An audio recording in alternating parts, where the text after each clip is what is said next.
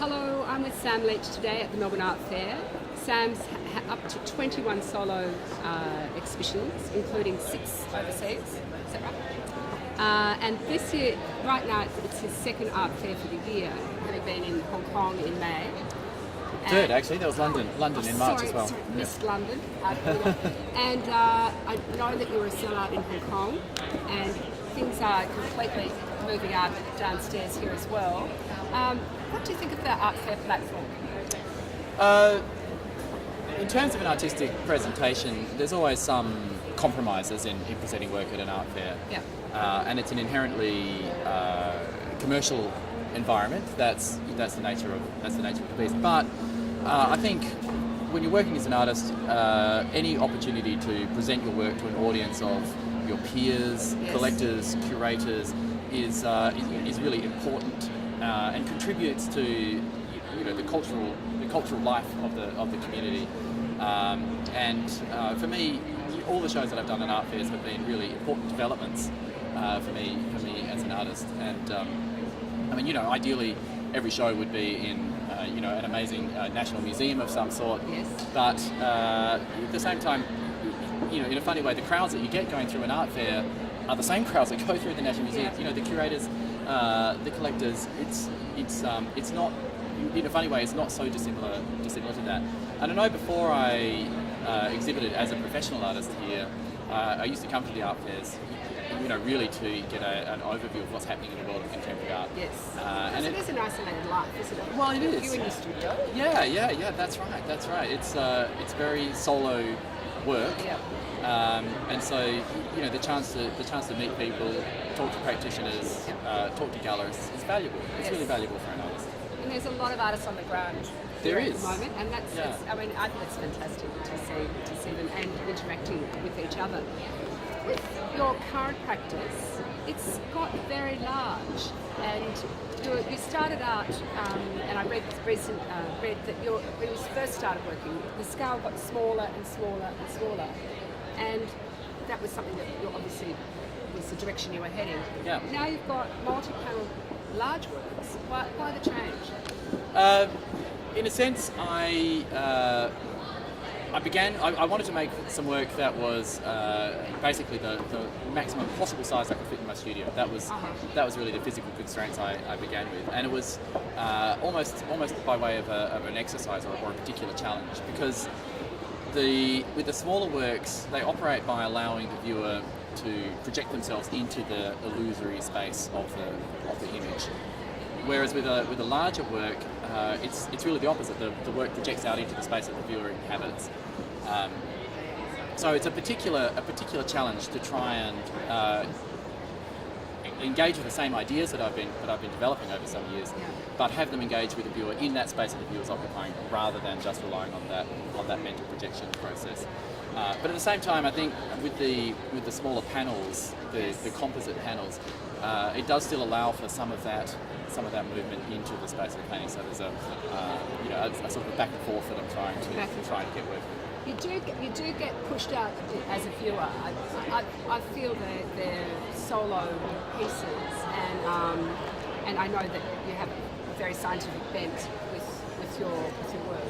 But it's quite a different phenomenon. These two different scales. Yeah, absolutely, and it's especially in the studio for me, working with these paintings that completely dominate my working space. Yeah. It's a very different relationship with the imagery and with the content and with the composition as well, which has been quite exciting. And I've continued to make some smaller scale works, and it's definitely changed the approach to constructing those small works as well. So there's a lot of things that I've been learning from this changing scale that apply across the practice.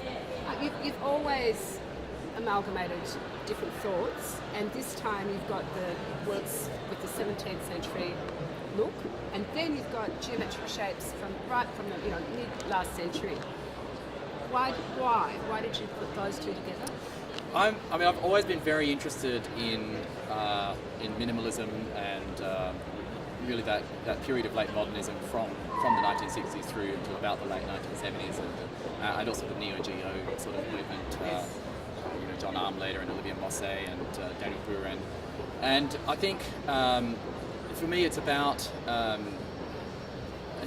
connection with an investigation into aesthetics.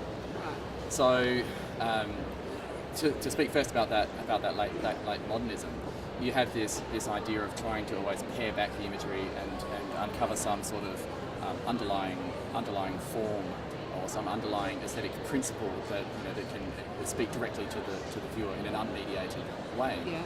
And I think with the 17th century paintings, you also have a sense of an unmediated viewing process. So there's an expression of these very real, concrete objects, and you have things like Diderot writing about 17th century paintings and saying that he can't have an articulate response to them. It's as though the physical object is in front of him, and that's his response. He has to engage with it in physical terms. And so, in a sense, I think there's this aestheticization of the physical world that occurs in early modernity, the 17th century, and continues to be expressed through and reaches, in a sense, a zenith in the late 1970s. And then there's a further connection, which is with data visualization and imagery. So the idea of representing things as charts or pie charts or diagrams. Yes. That also obeys a set of aesthetic principles that you see in these late modernist works. So there's some kind of aesthetic impulse that we see being expressed in all of these different forms. So I'm just interested in trying to draw the connections and tease out whatever it is that's lying underneath those commonalities. And your use of resin over the top, just to, I mean, you can barely see a brushstroke. Your work is so fine. It's so meticulous. It must take you forever. Does it take you forever? Well, not forever. It takes a long time. But I mean, for me, one of my favourite parts of the practice is, being in a studio with a painting over an extended period of time. And to me, it's a great feeling. Once you've entered into a work and you're existing in the logical space of that painting, there's a lot of little problems that need to be resolved and little puzzles that need to be worked out.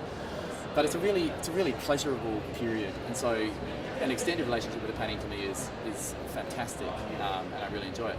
But then finishing it with the resin, it's a strategy to try and create a distance between the act of viewing the painting and those hours that I spent with the canvas. So I don't want the work to immediately talk about me as an artist, in the studio labouring. Yeah. I mean, that's there, and you can recover it. But I just wanted to create a delay between seeing the painting and experiencing it, and then thinking about the labour. So just that momentary gap in which something different can happen. It would probably surprise people to know that you've got an economics undergraduate degree. I would have thought, if anything, it was going to be science. The dismal science. Yeah. And I'm curious. You're now doing a PhD. Yes, that's right. What are you doing that on? Well, it's the history of art and science. Oh, okay. Yeah, just so it's that small area. That's right. Well, it's it's in particular it's about the way that science has been reflected in visual imagery and how the development of experimental science has impacted aesthetics. Yep. And so, yes, it is a long and detailed history, but there's particular threads that we can follow. The way that iconography has shifted meanings. So, for example, early alchemist paintings, they present quite a negative view of experimental science. Alchemists were there as sort of an allegory of greed or folly. And so you had the alembics and the vials and the test tubes that the alchemists would use, and they were sort of symbols of this folly. But over about a century after experimental science, the meaning of that iconography shifts, and that starts to become a symbol of knowledge and scientific. Glorified. Yeah, exactly. And even now, there's this familiar image of you see chemists sort of swirling a beaker at eye level. And it goes all the way back to images of urology. So quack doctors inspecting urine, from the 12th century. There's this same image of someone swirling a beaker in front. I always think it's fantastic. You see scientists on the cover of Nature swirling a beaker, and you think it's straight from a medieval quack swirling a bottle of piss. It's the same image. The meaning has become inverted. And you, for pleasure, like to look at the photographs from NASA and you like hunting around those areas anyway of science and discovery. Yeah. That's something that is. Well, I'm a very fan. I'm a pleasurable. fan of. I'm a fan of the scientific literature. Yeah. It's just to me. I think it's it's endlessly fascinating and really entertaining. To see what's happening on the frontiers of investigation. And it's so great that we live in a time where through the internet and various publications we have access to an incredible amount of material. Yeah, and it's a pleasure to engage with it. And my expertise is very limited, but even the pop science stuff that I can understand and access is really endlessly fascinating. So you've been working very hard. This has been a huge year by the sounds of it. And you're about to take a break and go bush for a little bit. What's after that? What's your plans now? Well, I'm working on a portrait commission for the National Portrait Gallery of a doctor in Queensland who specialises in neuroscience and bee cognition. Yes. And after that, I have a show coming up in Adelaide at the end of the year, and then PhD needs to be finished early next year, so that will keep me busy. And Adelaide is your hometown? I grew up there. You grew up Yes. there? Yeah. Now, That is the. in fact, you're probably the artist who lives closest to the art fair. Do you think? Or your studio's closest to The art fair? studio is close. Yeah, it was To the handy. Melbourne. I did make several trips with work in the back of the car. However, being in Brunswick, there are some thousands of artists living in that suburb. So I'm sure some of them live a fraction closer than me. But it's handy. It's been really nice to have a show, so Right close. here, And able to have a lot of people that I know and respect, being able to come and engage with the work as well. That's great. Well, I'd like to thank you so much for joining Art Collector today, and all the very best for wherever it takes you. And good luck with your PhD.